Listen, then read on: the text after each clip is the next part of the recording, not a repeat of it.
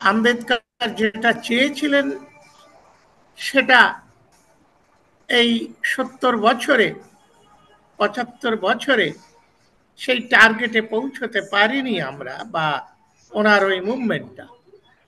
ঠিক কথা। সুতরাং আমাদের জানা দরকার যে টার্গেটটা কি ছিল। আলোচনার প্রথম সেটাই তো হবার কথা। এখন আসলে ভারতবর্ষে কোটি কোটি সংখ্যক মানুষ, 90% মানুষ তারা হিন্দু ধর্মের দ্বারা মানুষ হিসাবে গৃহীত নয়। যে কাস্ট সিস্টেমটা হিন্দু ধর্মের ব্যাকবোন,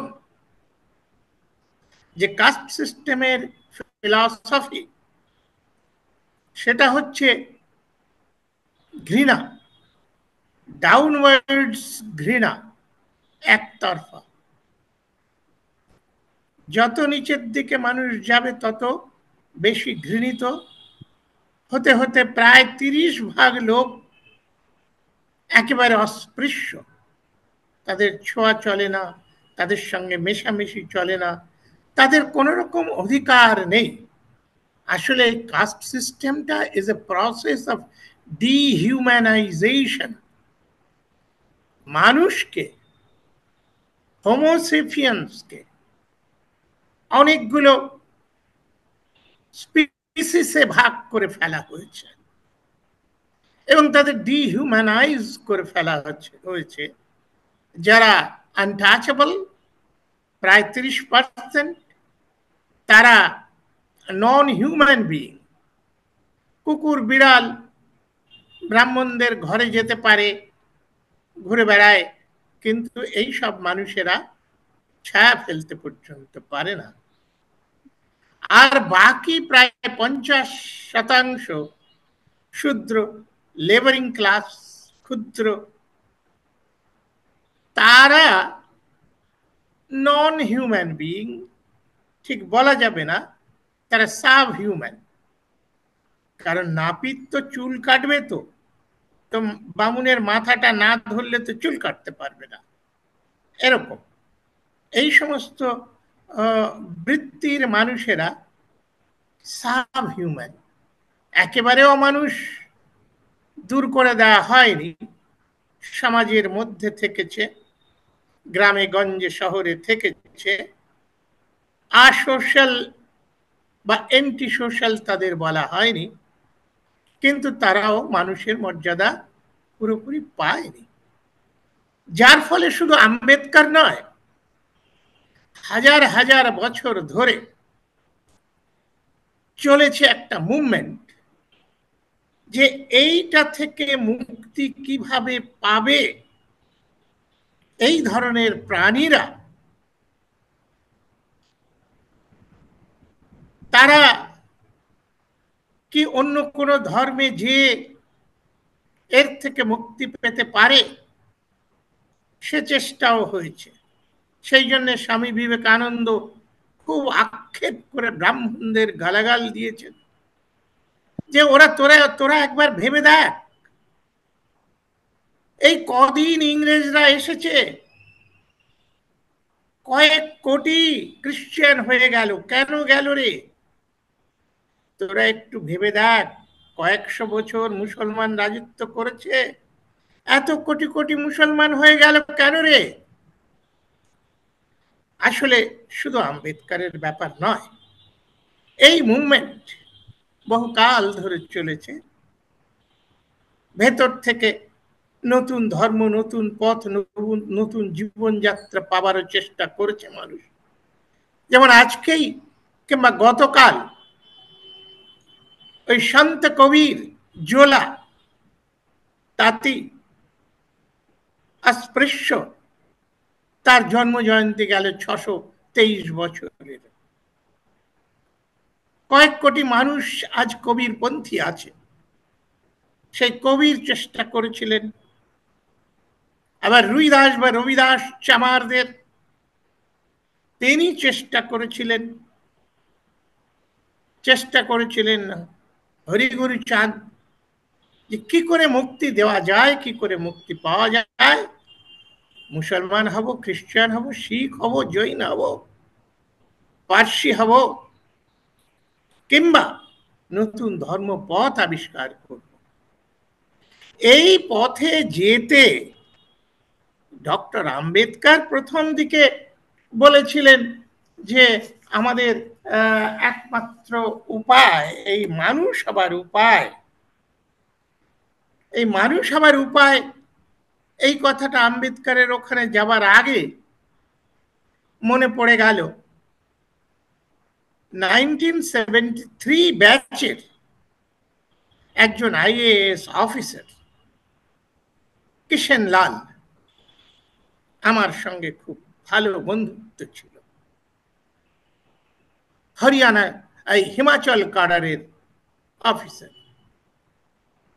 তখন ও শিপিং অ্যান্ড ট্রান্সপোর্ট মিনিস্ট্রিতে আমরা সব একসঙ্গে লাঞ্চ খেতাম।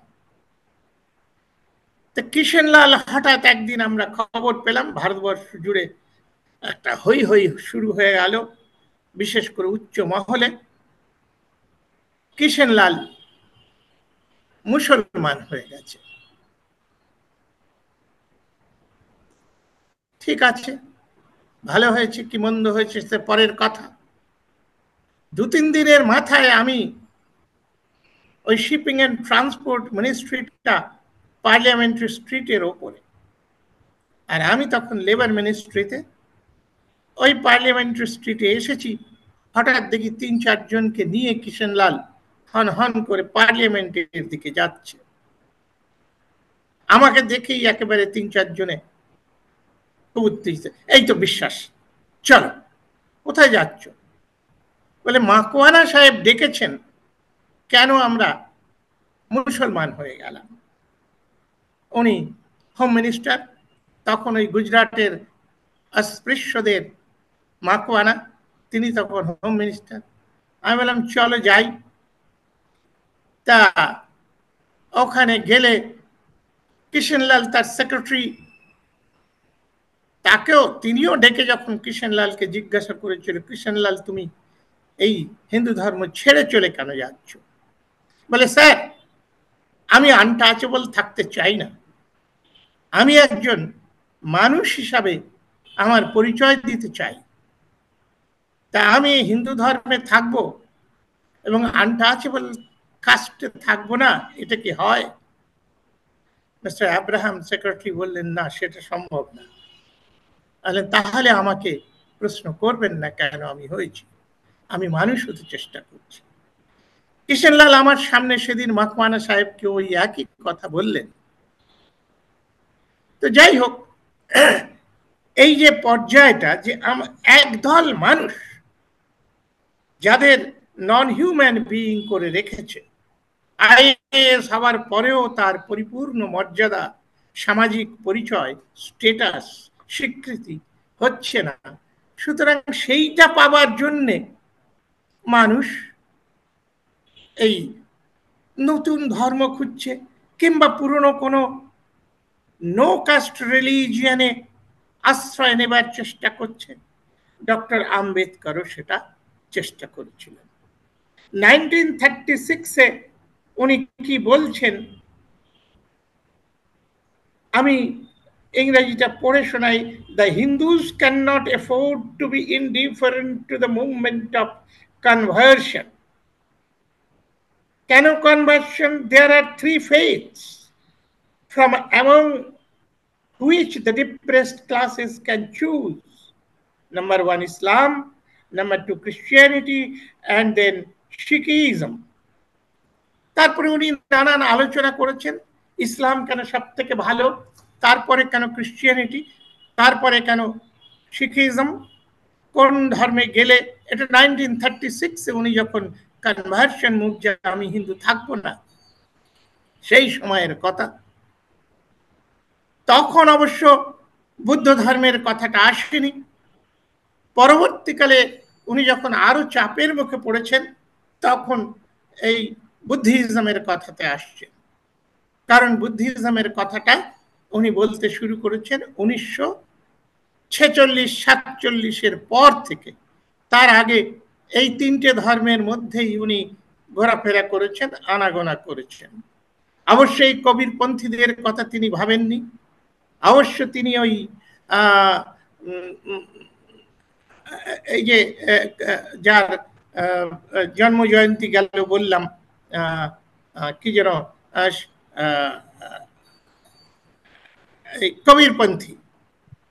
কবিরপন্থীদের কথা ভাবেননি, তিনি ওই রুইদাসের বা রবিদাসের কথা ভাবেননি, তিনি মতুয়া বা বাংলায় যে মুভমেন্ট চলেছে গুরুচাঁদ হরিচাঁদের সেই ধর্মের কথা ভাবেননি। ভাবা দরকার ছিল, ভাবা তার কাছ থেকে আমার মনে হয় খুব রেলিভেন্ট হিসাবে এক্সপেক্টেড ছিল। তার কারণ উনি বারবার একটা কথা বারবার বলেছেন, only those who belong to the servile class can be trusted to protect the interest of that class। তাহলে ধর্মের ক্ষেত্রে যদি আমার ইন্টারেস্ট কেউ প্রোটেক্ট করবে, সে তো রাজার ছেলে গৌতম বুদ্ধ হতে পারে না, কারণ সে তো দলিত শ্রেণীতে বিলং করে না। সেক্ষেত্রে ওই রুইদাস চামারের ছেলে, ওই কবির জোলার ছেলে, ওই হরিচাঁদ চান্ডালের ছেলে, তারা বরং যে ধর্ম দিচ্ছে সেই ধর্মে তার যাবার কথা ছিল। কিন্তু তিনি 1947-এর পরে বুদ্ধ ধর্মকেই চুজ করে নিলেন এবং 1956 সালে তিনি কনভার্ট হলেন। যদিও প্রথম দিকে দুটো তিনটে কনভার্সন যা হয়েছিল ওনার নেতৃত্বে, ওনার কথায়, সেগুলো ইসলামে হয়েছিল। লাস্টে কয়েকজন শিখও হয়েছিলেন। কিন্তু পরবর্তীকালে 47-এর পরে তখন ইসলামের কাছে যাবার যুক্তি যেগুলো উনি দেখিয়েছিলেন সেগুলো আর কাজ করছিল না, কারণ তখন পাকিস্তান আর হিন্দুস্তান নামক দুটো ভাগে মুসলমানরা ভাগ হয়ে গেছে। সেই শক্তিশালী মুসলিম সম্প্রদায় ভারতবর্ষে আজ আর নেই, তখনও ছিল না। সুতরাং আম্বেদকর ওই বৌদ্ধ ধর্মের কথা ভেবেছেন বলে আমার মনে হয়। তা এখন প্রথমেই বললাম যে টার্গেটটা, আম্বেদকরের টার্গেটটাও সেই একই টার্গেট যেটা কৃষ্ণলালের টার্গেট, কিংবা রুইদাসের টার্গেট, কিংবা সন্ত কবিরের যে টার্গেট, কিংবা গুরুচাঁদ হরিচাঁদের যে টার্গেট, যে আমরা ভারতবর্ষে মানুষ হব, আমাদের নিজেদের দেশে নিজেরা স্বাধীন মর্যাদায় স্বীকৃত হব। তখন ব্রিটিশ পিরিয়ড একটা সুবিধা ছিল। কিন্তু দেখা যাচ্ছে যে আম্বেদকর যখন এই বৌদ্ধ হলেন, তারপরে বেশি দিন তিনি বাঁচেননি, কিংবা তাকে বাঁচতে দেওয়া হয়নি। কারণ তার মৃত্যুর পরে অনেক দাবি উঠেছিল যে পোস্টমর্টেম করা হোক। জওহরলাল নেহেরু খুব কৌশলে সেই পোস্টমর্টেম হতে দেয়নি, কারণ আম্বেদকরকে ঘুমন্ত অবস্থায় সকালবেলায় মৃত পাওয়া গেল। সুতরাং সেটা হলে বোঝা যেত কি অবস্থা। তো যাই হোক, অনেক আম্বেদকরাইট যারা তার শিষ্য, তার ফলোয়ার, তারা অনেক দাবি করেছিল যে পোস্টমর্টেম করা হোক, কিন্তু ফটাফট সেই বোম্বের দাদরায় নিয়ে বডি দাহ করে দেওয়া হয়। যাই হোক, সেই কন্ট্রোভার্সির মধ্যে আমরা যাচ্ছি না, ওটা একটা ঘটনা মাত্র। তা এখন তারপরে ওনার সময়ে যে বৌদ্ধরা বুদ্ধ হয়েছিল, তারপরে আর বাড়েনি। তারাই বা তাদের ছেলেপেলেরাই বুদ্ধিস্ট আছে। ওই অস্পৃশ্যরাই কিছু বুদ্ধিস্ট হয়েছে। অন্যান্যদের মধ্যে, সেই শূদ্রদের মধ্যে, সেই মারাঠাদের মধ্যে সেই বৌদ্ধ ধর্মের বিস্তার, যে ফিলসফি, বুদ্ধের কথা যেটা আমরা জানি, যে উচ্চতা, যে মহান চিন্তা এবং আদর্শের কথা, সে তাতে অনুপ্রাণিত হয়নি। সেদিন যোগেন্দ্রনাথ মণ্ডল, বাংলার বীর, তিনি আম্বেদকরের ওই ডাকে সাড়াই দেননি এবং পরবর্তীকালেও বাংলায় সেই যে যারা বড়ুয়ারা পুরনো বুদ্ধিস্ট ছিল তারাই রয়ে গেছে। দু একজন উপেন বিশ্বাস কিংবা অমুক বিশ্বাস, অমুক মণ্ডল, সেটা সংখ্যায় হাতে গোনা যায় যারা বুদ্ধিস্ট হয়েছে। নমশূদ্রদের মধ্যে মনে হয় এই আম্বেদকর পরবর্তীকালে যিনি বুদ্ধিস্ট হয়েছিলেন, ওই ওই রিজার্ভ ব্যাংকে খুব উচ্চ পর্যায়ে চাকরি করতেন রনেন বিশ্বাস, কাশিরামের একজন ফলোয়ার, তিনি বুদ্ধিস্ট হয়েছিলেন, একাই বুদ্ধিস্ট হয়েছিলেন তার সেই নৈতিকতার জোর দিয়ে। কিন্তু এরা ঠিক সেইভাবে বাড়েনি, একটা মুভমেন্ট হিসাবে বাড়েনি। ব্যক্তিগত বিষয়গুলো তার মুভমেন্ট হলো না, গণ আন্দোলন বা জন আন্দোলন হলো না, ধর্ম আন্দোলন হলো না, বরং অনেক চেঁচামেচি হয়, তাতেও কেউ এগোয় না। যদিও বুদ্ধের মহান ধর্ম সারা পৃথিবীতে আলো করে রেখেছে বহু দেশের অন্ধকার গলিগুলো। যেমন আমরা বলতে পারি, এটা ওই একটা বই আছে, নামটা হচ্ছে রিলিজিয়ন, লেখক এঙ্গেলস এবং মার্কসের। যে কার্ল মার্কস বলছেন, যে এঙ্গেলস বলছেন রিলিজিয়ন ইজ দ্য ওপিয়াম, সেই কার্ল মার্কস আর এঙ্গেলস ওই রিলিজিয়নের বইতে, আমি বইটা দেখে রাখিনি, বহুকাল আগে পড়েছি, আমার মনে আছে বোধহয় আমি ঠিকই বলছি, 210 পাতায় এই কথাগুলো বলা আছে যে পৃথিবীর ইতিহাসে 3টে প্রাচীন ধর্ম মানব সভ্যতার উন্নতির জন্য বিপুল অবদান রেখে গেছেন। এই 3টে ধর্ম বুদ্ধিজম, ক্রিশ্চিয়ানিটি এবং ইসলাম। তাহলে বোঝা যাচ্ছে বুদ্ধের ধর্মের গৌরবশালী দিকগুলো অনেক জোরালো।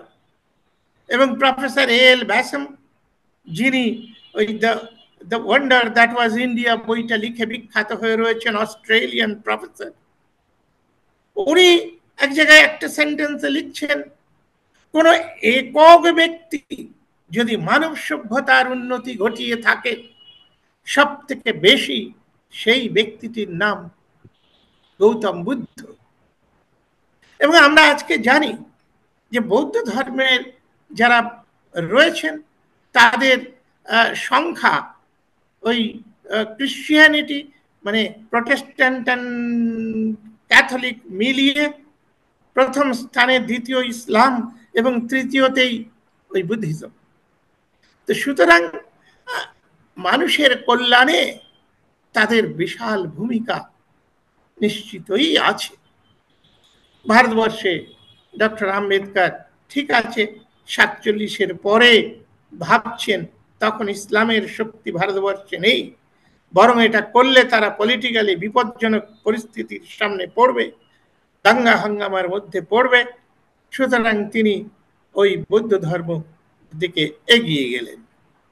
কিন্তু ওটা না, যে ওনার যে ফিলসফি, যে ফিলসফিটা একদম কারেক্ট, যে ফিলসফির পেছনে তিনি পাতার পর পাতা আলোচনা করে লিখছেন, যে সুতরাং আমি বলতে চাই কার্ল মার্কস এবং ফিলসফার ডেইসির বক্তব্য অনুসরণ করে only those who belong to the servile class can be trusted to protect the interest of that class.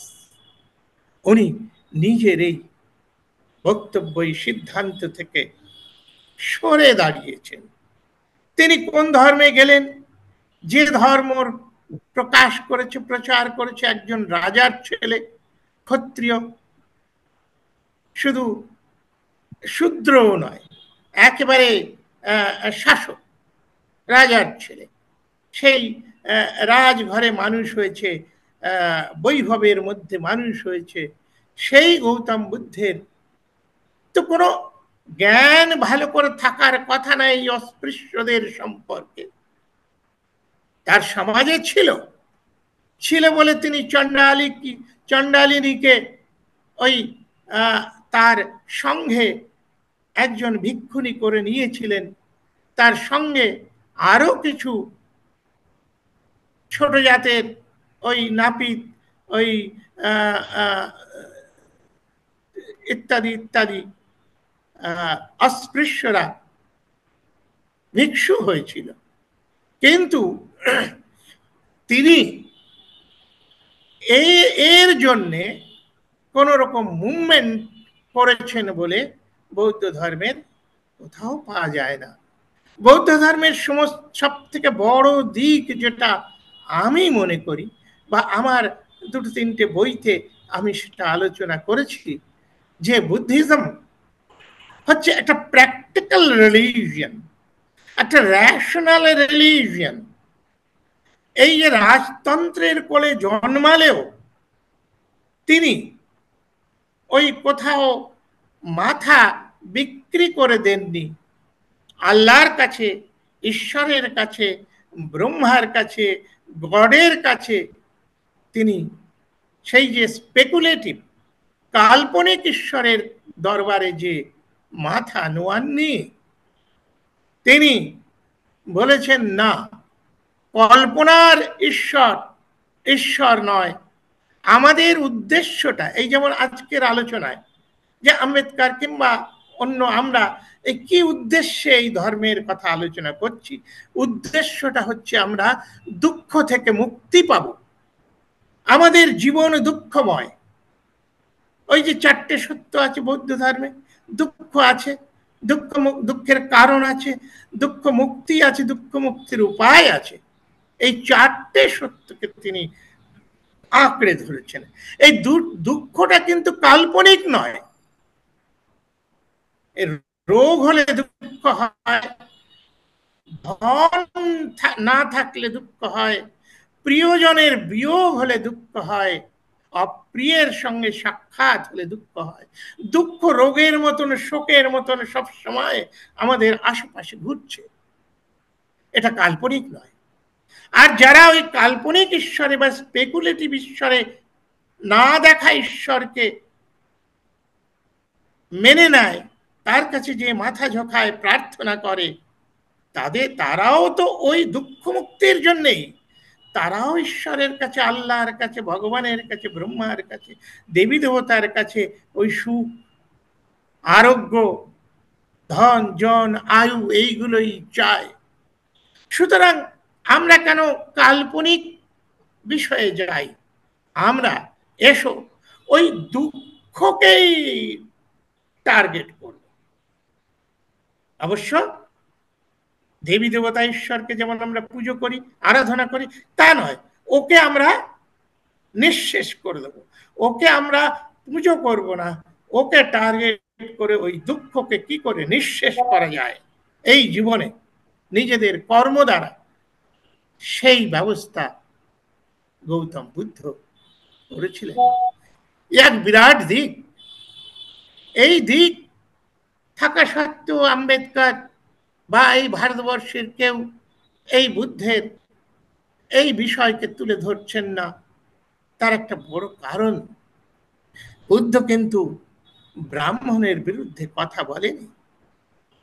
Buddha কিন্তু রাজতন্ত্রের বিরুদ্ধে কথা বলেনি। ওই যে হরিচাঁদ গুরুচাঁদের যে কথা, যে আমরা রাজা হব, কাশিরামের যে কথা, ভোট হামারা রাজ হামারা, এই রাজা হওয়ার কথা বলে। সেই জন্যে ডক্টর আম্বেদকর ক্রিশ্চিয়ানিটিকে পছন্দ করেননি, যে ইসলাম আমাদের রাজা করে দেবে।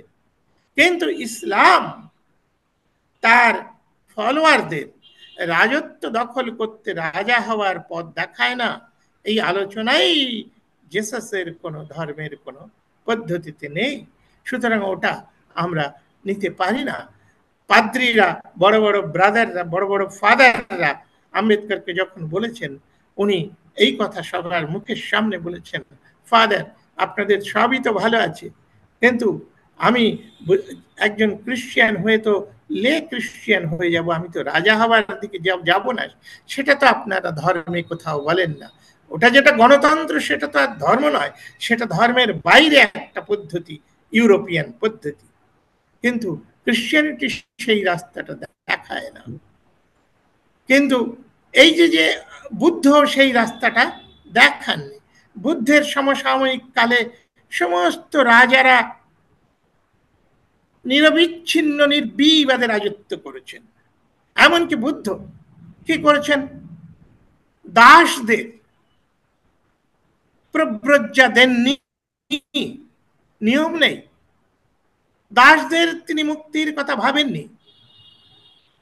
তিনি ওই সাধারণ সৈন্য যারা সাধারণত যুদ্ধক্ষেত্রে ক্যানন ফডার হিসেবে ব্যবহৃত হয়, রাজা এসে বললে তুমি করছো কি, তুমি যদি এদের ভিক্ষু বানিয়ে দাও তাহলে আমার সৈন্যবাহিনী কোথায় পাবো, কারা আসবে?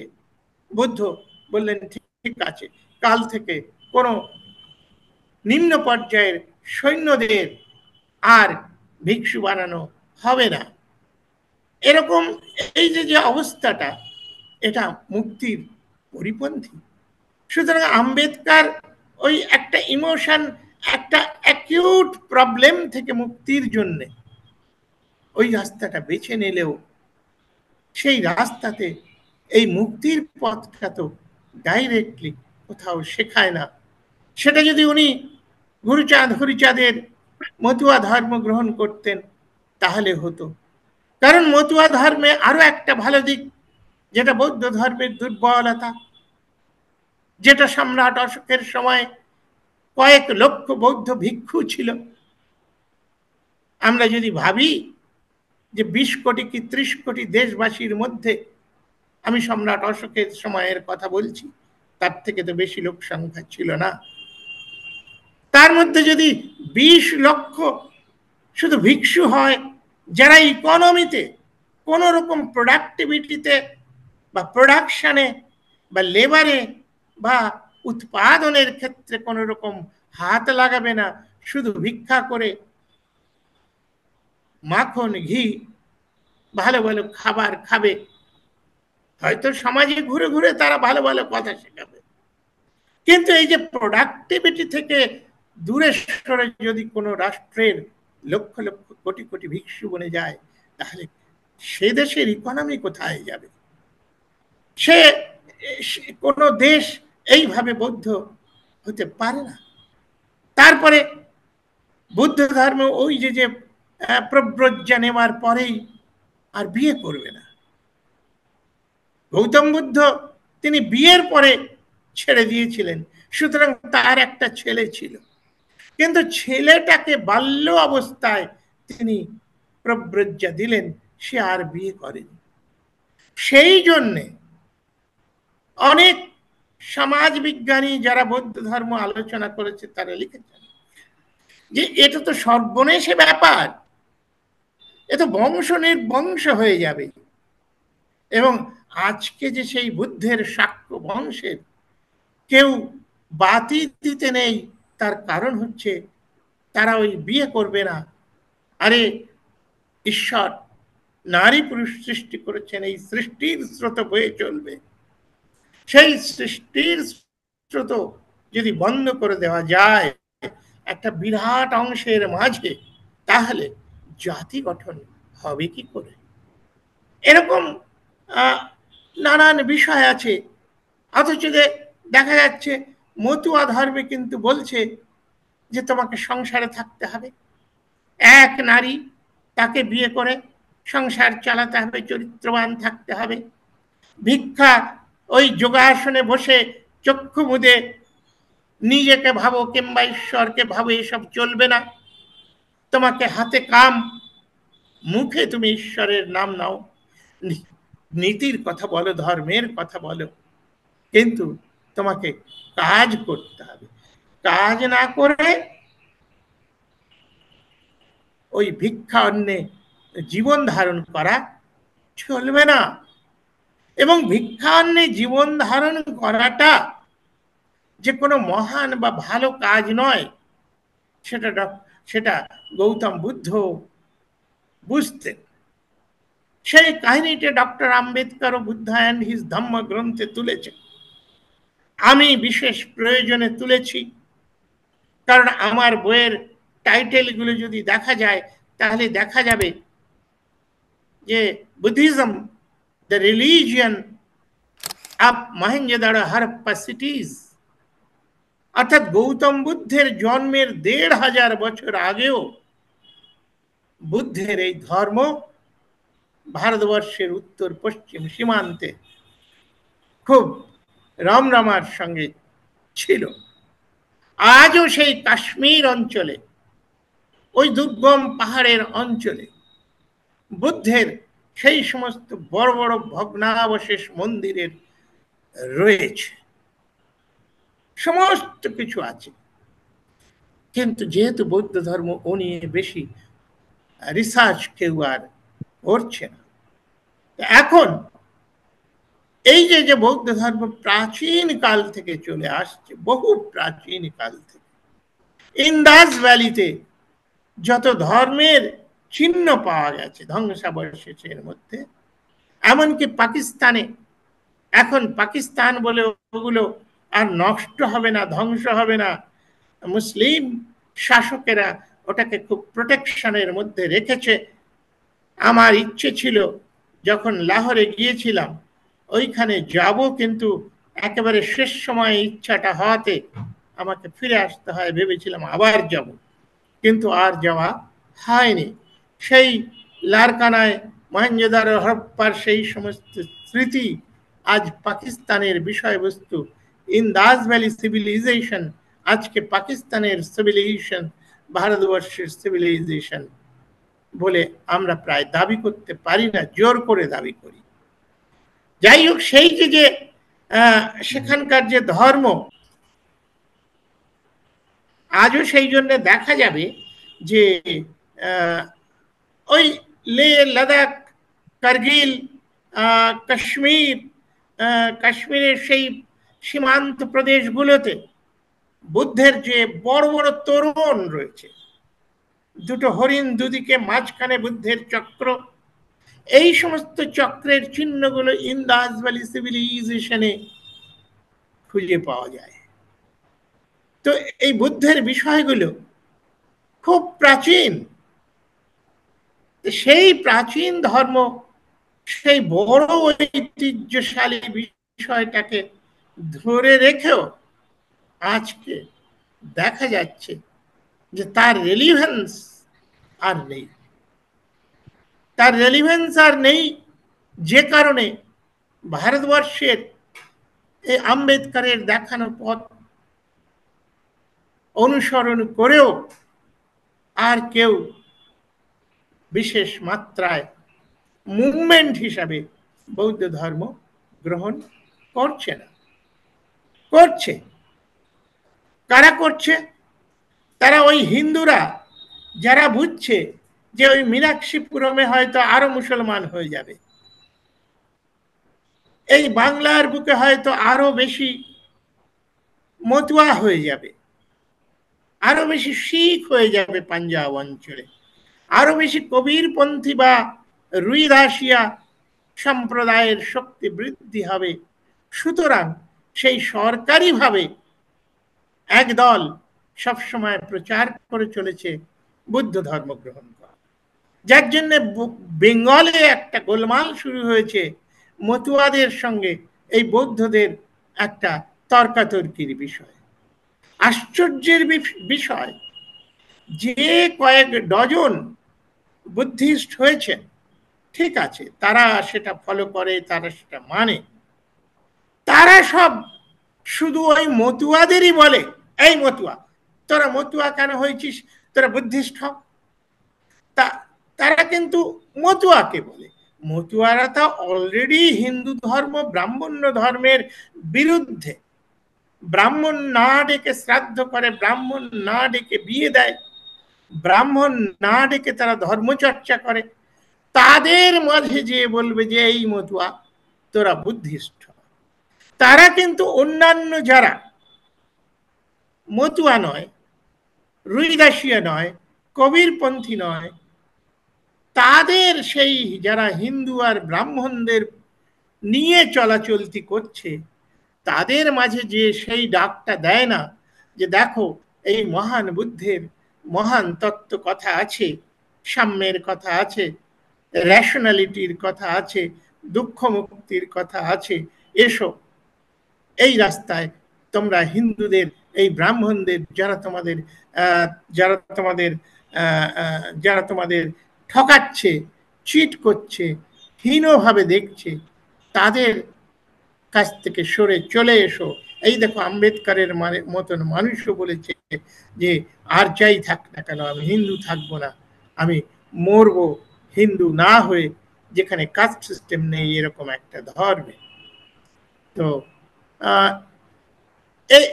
এই হচ্ছে আজকের দিনে ভারতবর্ষে বৌদ্ধ ধর্মের একটা করুণ পরিণতি। সেই মহান বুদ্ধের সেই মহান ধর্মপথ বিভ্রান্ত এবং উদ্ভ্রান্ত হয়ে ওই হিন্দুদের মাঝে চলে গেছে।